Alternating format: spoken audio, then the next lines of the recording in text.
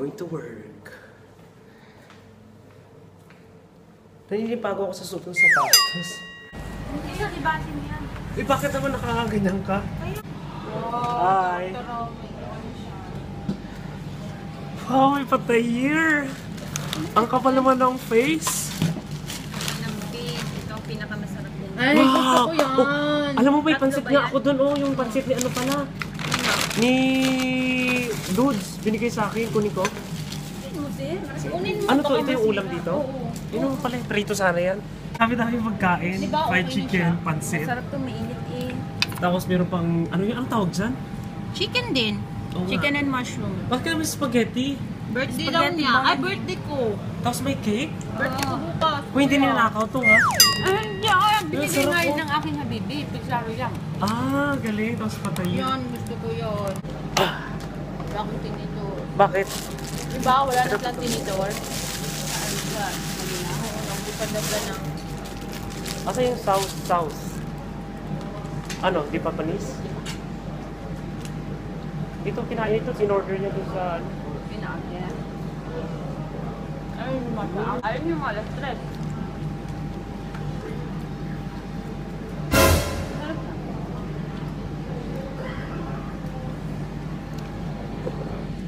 Hala, nagbibidyo ka Kita ka pala. Oo nga eh. Wala ba lang yoko? Taka-taka ko. Hi guys, good morning! In behalf po ng Filipino migrant workers and makapagtatapos, ito po is sponsored by Phil Smile, UAE. Okay, so those who are free on Friday, February 13, meron pong magaganap na Show Some Love and Save for Education seminar sa Dream Palace Hotel. Malapit po yan sa Salah Alden Metro Station, katabi po ng Brands for Less.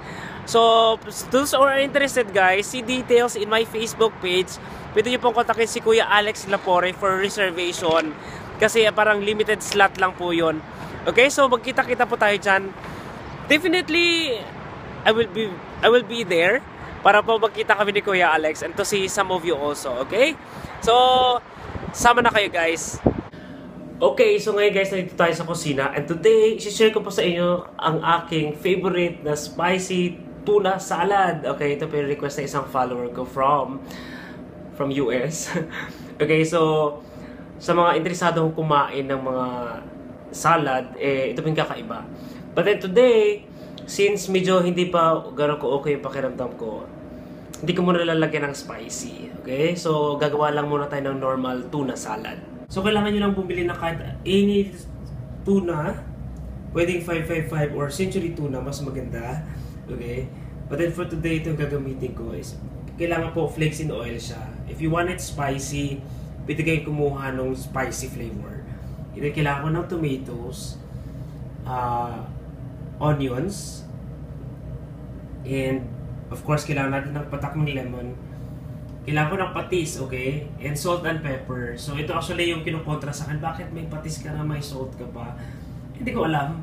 Mas masarap kasi kapag meron pareho, okay?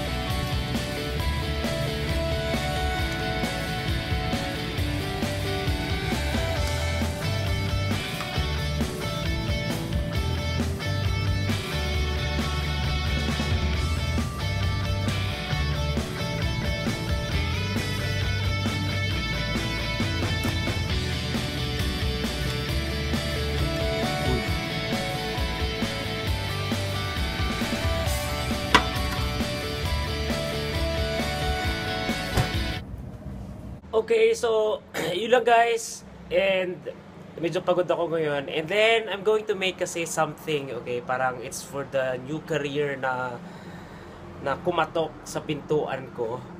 Okay, so yun muna ang gagawin ko and then I'm going to sleep na. Bye guys! Have a nice day and God bless you all!